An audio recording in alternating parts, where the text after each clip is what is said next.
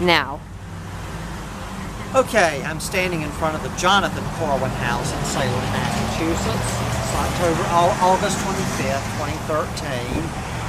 Jonathon Corwin was one of the judges in the witchcraft trials. He also participated in the preliminary examinations along with John Hathorne.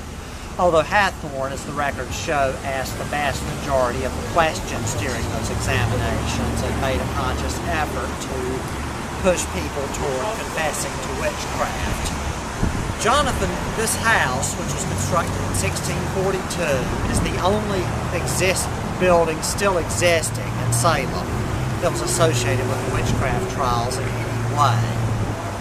Now, Corwin's nephew, George Corwin, was the sheriff of Salem at the time, or more properly of all of Essex County, and was responsible for the execution of those convicted.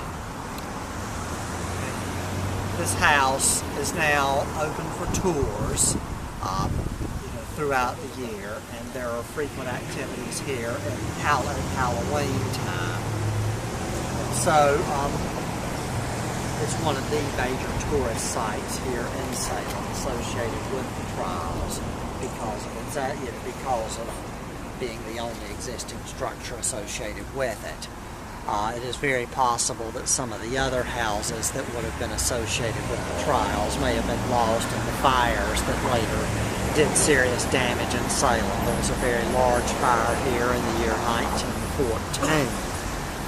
But I'm not certain how long this house remained in the Corwin family, but it has been an historic site here for probably since the mid-20th century, and has really been,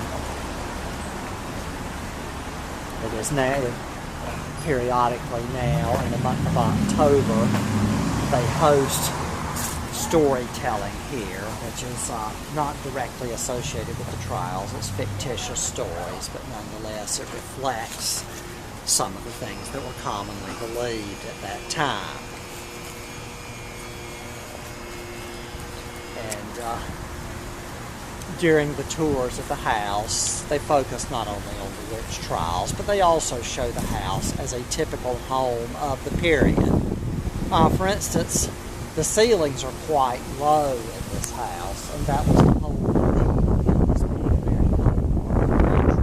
Of course, that could make it quite uncomfortable in the summer, but winter was the greatest concern. Now, this is quite a contrast from older homes in the southern United States that tend to have very high ceilings, and that was done so that the heat would rise and would thereby keep people on the lower level more comfortably cool in the summer months.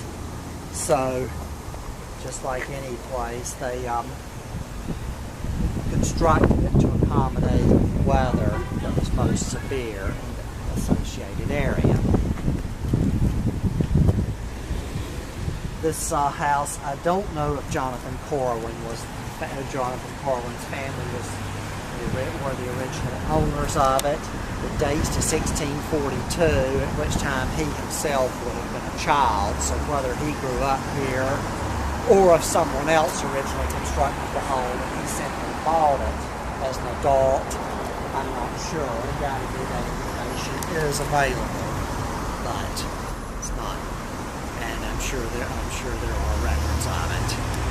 But anyway, it is still, regardless of anything, it is one of the most significant structures associated with the Salem witchcraft trials of 1692.